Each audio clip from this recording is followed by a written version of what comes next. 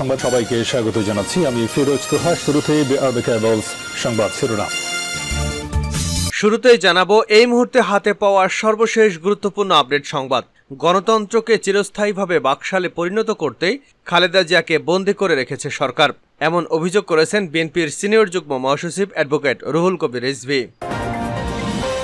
এবার জানাবো বিদ্যুৎ গ্যাস সারের দাম বাড়ানোর চাপ মানলে মানুষ আরও বিপদে পড়বে।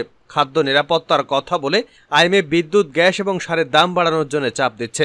তা মানলে মানুষ আরও বিপদে পড়বে বলে মনে করেন বাংলাদেশ কমিউনিস্ট পার্টির সাবেক সভাপতি মুজাহিদুল ইসলাম সেলিম। তিনি বলেন, জ্বালানি ও সারের দাম বাড়ানো মানে মানুষকে মেরে ফেলার সিদ্ধান্ত। জানাবো ষষ্ঠ উপজেলা পরিষদের প্রথম ধাপের নির্বাচনের টাঙ্গাইলের গোপালপুর উপজেলা পরিষদ নির্বাচনের ভোট গ্রহণ ইতিমধ্যেই স্থগিত করা হয়েছে। এবারে থাকছে ঝুঁকিপূর্ণ ঋণের পূর্ণাঙ্গ তথ্য প্রকাশের পরামর্শ আইএমএফের। ব্যাংক খাতের ঝুঁকিপূর্ণ ঋণের পূর্ণাঙ্গ তথ্যের পাশাপাশি ব্যাংকগুলোর আর্থিক স্বাস্থ্য এবং এর উপর করা পরিদর্শনের প্রতিবেদন গ্রাহকদের জন্য উন্মুক্ত করতে বলা হয়েছে। অনিয়ম এবং অব্যবস্থাপনা ঠেকাতে পরিদর্শন বাড়াতেও দাবি তোলা হয়েছে আইএমএফের পক্ষ থেকে। এদিকে নির্বাচন বর্জনের সিদ্ধান্ত অমান্য করলে বিএনপি থেকে চিরতরে বহিষ্কার। সম্প্রতি দেশব্যাপী শুরু হওয়া উপজেলা পরিষদ সহ স্থানীয় সব নির্বাচন বর্জনের দলীয় সিদ্ধান্ত অমান্য করলে বিএনপি থেকে চিরতরে বহিষ্কার করা হবে। সে যে পর্যায়ে নেতাই হোক, তাকে আর কোনোভাবেই দলে স্থান দেওয়া হবে না, এমন মন্তব্য করে সতর্ক বার্তা দিয়েছেন বিএনপির কেন্দ্রীয় নেতারা। এবং সর্বশেষ জানাবো আন্তর্জাতিক সংবাদ। যুদ্ধের মধ্যেই বিক্ষোভে উত্তাল ইসরায়েল, চরম বিপাকে নেতানিয়াহু। ফিলিস্তিনের গাজাকে মাটির সাথে মিশিয়ে দিতে ভয়াবহ ছক কষেছেন ইসরায়েলের প্রধানমন্ত্রী বেনিয়ামিন নেতানিয়াহু, কিন্তু তার এই নীল নকশায় কোনোভাবেই সমর্থন দিতে চায় না সাধারণ ইসরায়েলিরা। এমনকি ফিলিস্তিনের স্বাধীনতাকামী সংগঠন যেসব ইসরায়েলিকে ধরে নিয়ে গেছে তাদের এখনও মুক্ত করতে পারেনি নেতানিয়াহু। তাদের মুক্তির দাবিতে বিক্ষোভে উত্তাল গোটা ইসরায়েল। এতক্ষণ শিরোনাম শুনছিলেন, এবার বিস্তারিত। প্রিয় দর্শক, আপনি যদি এই চ্যানেলে নতুন হয়ে থাকেন, ভিডিওটি দেখতে দেখতে চ্যানেলটি সাবস্ক্রাইব করে আমাদের সঙ্গেই থাকুন। আর এই ভিডিও সম্পর্কে আপনি আপনার মূল্যবান মতামতটি কমেন্ট বক্সে জানিয়ে দিন। আর হ্যাঁ প্রিয় দর্শক, জানিয়ে দিন ভিডিওটি কোথা থেকে দেখছেন।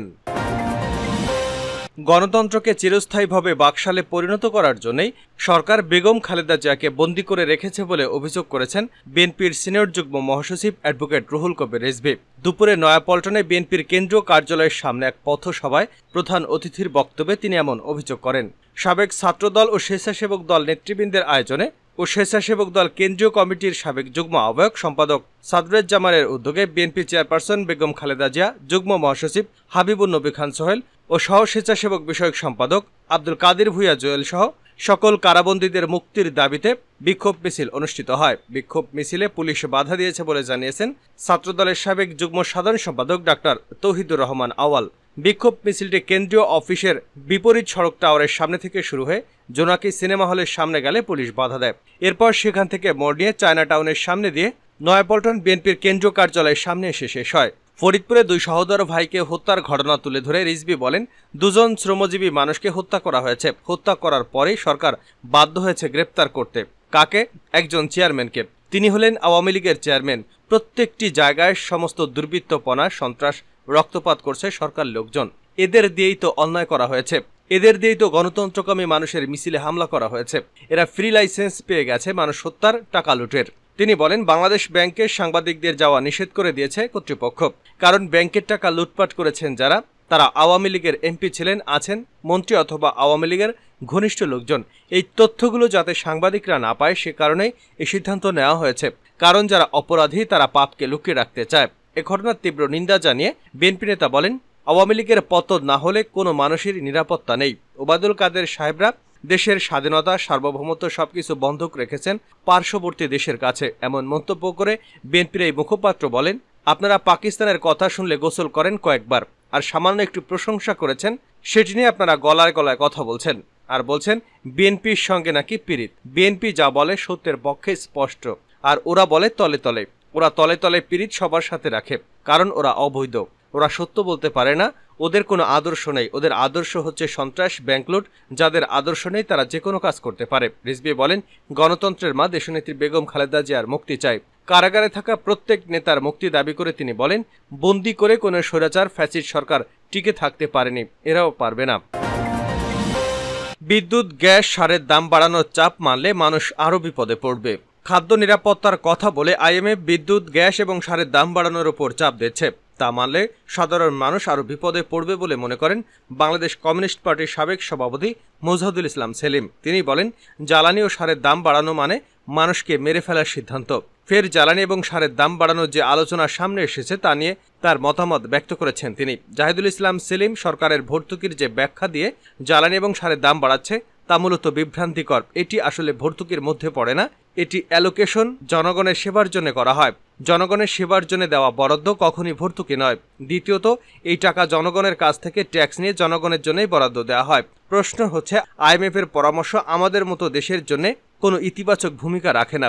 এর আগের অবস্থান দেখে যে কেউ এই সিদ্ধান্ত নিতে পারবে। আইএমএফ সরকারের সঙ্গে কাজ করতে চাপ সৃষ্টি করে তাদের স্বার্থে, তারা জনগণের কল্যাণে কোনো চাপ দেয় না। তিনি বলেন, যে কথা বলে আইএমএফ বিদ্যুৎ এবং গ্যাস ও সারের দাম বাড়ানোর চাপ দিচ্ছে তা মানলে সাধারণ মানুষ আরও বিপদে পড়বে। জ্বালানি ও সারের দাম বাড়ানো মানুষকে মেরে ফেলার সিদ্ধান্ত। সরকার তো রেশন ব্যবস্থা চালু করেনি, আগে সবার জন্য রেশন ব্যবস্থা চালু করুক, তারপর আইএমএফ এর পরামর্শ মতে দাম বাড়ানো হোক। সরকার করবে না বা করতে পারবে না বলেই তো আইএমএফ এর পরামর্শ শোনে। সবার জেগে ওঠার সময় এখন। এভাবে চললে কেউ রেহাই পাবে না। দায়টা নিজ নিজ জায়গা থেকে উপলব্ধি করা দরকার। খাদ্য নিরাপত্তার কথা বলে যদি দাম বাড়ানো হয়, তাহলে পুলিশ, সেনাবাহিনীকে যেভাবে রেশন দেওয়া হয় সেভাবেই সাধারণ মানুষের জন্য রেশনিং ব্যবস্থা করা হোক। আপনি জ্বালানির দাম বাড়িয়ে পণ্যের দাম বাড়াচ্ছেন আর খেসারত দিচ্ছে সাধারণ মানুষ, সুবিধা নিচ্ছে আরেক শ্রেণী। আসলে এই সরকার তো জনগণের কাছে জবাবদিহি করতে রাজি নয়, কারণ তারা জনগণের ভোটে ক্ষমতায় আসেনি। জোর করে ক্ষমতায় এসে বিদেশিদের পরামর্শ মানতে বাধ্য হয়। কোটি কোটি টাকা পাচার হয়ে গেছে। প্রবাসী শ্রমিকরা টাকা পাঠায়, সরকারের ঘনিষ্ঠ লোকরা লুটপাট করে সে টাকা আবার বাইরে পাচার করে দিচ্ছে। গার্মেন্টস শ্রমিকরা শোষিত, সবাই তো লুটপাটের অংশ। আমি মনে করি সরকারের কাছে কালো টাকার যে হিসাব আছে তা বাজেয়াপ্ত করে 10 ভাগের 1 ভাগ খরচ করলেই আইএমএফ এর পরামর্শ শোনার দরকার হবে না, বলেছিলেন মোজাহিদুল ইসলাম সেলিম। সরকার তা করতে পারবে কিনা বলেন, সরকার করবে না বা করতে পারবে না বলেই তো আইএমএফ এর পরামর্শ শুনছে। সবারই জেগে ওঠার সময় এখন। এভাবে চলে কেউই রেহাই পাবে না। দায়টা নিজ নিজ জায়গা থেকে উপলব্ধি করবার দরকার। কায়েমি স্বার্থের বিকল্প হিসেবে বাম শক্তির বিকাশ ঘটাতে হবে, যেখানে সব মানুষ যুক্ত থেকে নিজেদের অধিকার বন্টন করবে। গোপালপুর উপজেলা পরিষদ নির্বাচনের ভোট গ্রহণ স্থগিত। ষষ্ঠ উপজেলা পরিষদের প্রথম ধাপের নির্বাচনে টাঙ্গাইল গোলাপপুর উপজেলা পরিষদের বৈধ প্রার্থী মরিয়ম আক্তারের মৃত্যুতে সকল পদে ভোট গ্রহণ স্থগিত ঘোষণা করেছে নির্বাচন কমিশন। মহিলা ভাইস চেয়ারম্যান পদে পুনঃ তফসিলের মাধ্যমে আগামী 5 জুন চতুর্থ ধাপে সকল পদের ভোট গ্রহণ অনুষ্ঠিত হবে। রোববার উপজেলা কমিশনের উপসচিব মোহাম্মদ আতিয়ার রহমান স্বাক্ষরিত এই প্রজ্ঞাপনে এ তথ্য জানা গেছে। প্রার্থী নিয়ে তৈরি হয়েছে সমীকরণ। চেয়ারম্যান পদে 5 জন, উপজেলা আওয়ামী লীগের বর্তমান সভাপতি আব্দুল মোমেন, উপজেলা আওয়ামী লীগের সাবেক সভাপতি কেম গিয়াসউদ্দিন, বীর মুক্তিযোদ্ধা অ্যাডভোকেট মোহাম্মদ শামসুল আলম, উপজেলা আওয়ামী লীগের যুগ্ম সম্পাদক মোহাম্মদ খায়রুল ইসলাম, মেহেনগড় ইউনিয়ন পরিষদের সাবেক রওশন খান আয়ুব মনোনয়নপত্র জমা দিয়েছেন। ঝুঁকিপূর্ণ ঋণের পূর্ণাঙ্গ তথ্য প্রকাশের পরামর্শ আইএমএফের। ব্যাংক খাতের ঝুঁকিপূর্ণ ঋণের পূর্ণাঙ্গ তথ্য প্রকাশের পরামর্শ দিয়েছে আন্তর্জাতিক মুদ্রা তহবিল।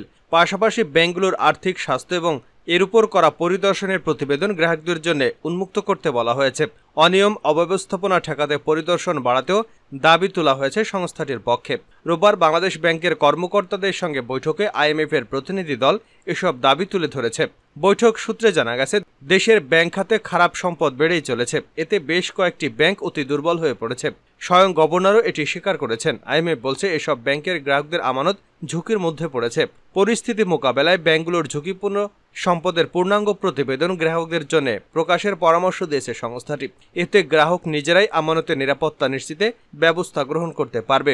এদিন সংস্থাটি জানতে চেয়েছে, ব্যাংকের আর্থিক স্বাস্থ্য পরীক্ষার কেন্দ্রীয় ব্যাংক পরিদর্শন অব্যাহত আছে কিনা, পরিদর্শন প্রতিবেদনগুলো গ্রাহকদের জন্য প্রকাশ করা হয়েছে কিনা সে বিষয়ে ব্যাখ্যা চাওয়া হয়েছে। একই সঙ্গে দুর্নীতি অনিয়ম ঠেকাতে পরিদর্শনের মান এবং পরিমাণ বাড়াতে পরামর্শ দিয়েছেন আইএমএফ এর প্রতিনিধি দলের সদস্যরা। বাংলাদেশ ব্যাংকের কয়েকজন ঊর্ধ্বতন কর্মকর্তা এ বিষয়ে বলেন, আইএমএফ এর শর্ত অনুযায়ী ব্যাংকের খারাপ সম্পদের তথ্য প্রকাশের বাধ্যবাধকতা রয়েছে। আমরা এর মধ্যে অনেক তথ্য প্রকাশ করেছি, আরও কিছু তথ্য প্রকাশ করবার পরামর্শ দিয়েছিল। সেসব বিষয়ে কেন্দ্রীয় ব্যাংকের ভূমিকা সম্পর্কে জানতে চেয়েছে প্রতিনিধি দল। 2026 সালের জুনের মধ্যে খেলাপি ঋণ কমিয়ে আনার যে শর্ত রয়েছে, সেই অনুযায়ী খেলাপি ঋণ আদায়ে বাংলাদেশ ব্যাংকের পদক্ষেপ কি হয়েছে তাও জানতে চেয়েছে সংস্থাটি। সর্বশেষ জানাবো আন্তর্জাতিক সংবাদ। যুদ্ধের মধ্যেই বিক্ষোভে উত্তাল ইসরায়েল, চরম বিপাকে নেতানিয়াহু। ফিলিস্তিনের গাজাকে মাটির সাথে মিশিয়ে দিতে ভয়াবহ ছক কষেছেন ইসরায়েলের প্রধানমন্ত্রী বেঞ্জামিন নেতানিয়াহু। কিন্তু তার এই নীল নকশায় কোনোভাবেই সমর্থন দিতে চায় না সাধারণ ইসরায়েলিরা। এমনকি ফিলিস্তিনের স্বাধীনতাকামী সংগঠন যেসব ইসরায়েলিকে ধরে নিয়ে গেছে তাদের এখনও মুক্ত করতে পারেনি নেতানিয়াহু। তাদের মুক্তির দাবিতে বিক্ষোভে উত্তাল গোটা ইসরায়েল। দেশটির বাসিন্দারা নেতানিয়াহুর হুটহাট সিদ্ধান্তের বিরুদ্ধে অবস্থান নিয়েছে। তারা আর যুদ্ধ চায় না, এমনকি নেতানিয়াহুকে সহ্যই করতে পারছে না। তাই তো নতুন করে নির্বাচনের দাবিতে রাস্তায় নেমেছে হাজার হাজার ইসরায়েলি। কাতার ভিত্তিক সংবাদ মাধ্যম আল জাজিরা বলছে, গাজায় আটক বন্দীদের মুক্তির দাবিতে এবং আগাম নির্বাচনের আহ্বান জানিয়ে শনিবার হাজার হাজার মানুষ ইসরায়েল জুড়ে বিক্ষোভ করেছেন।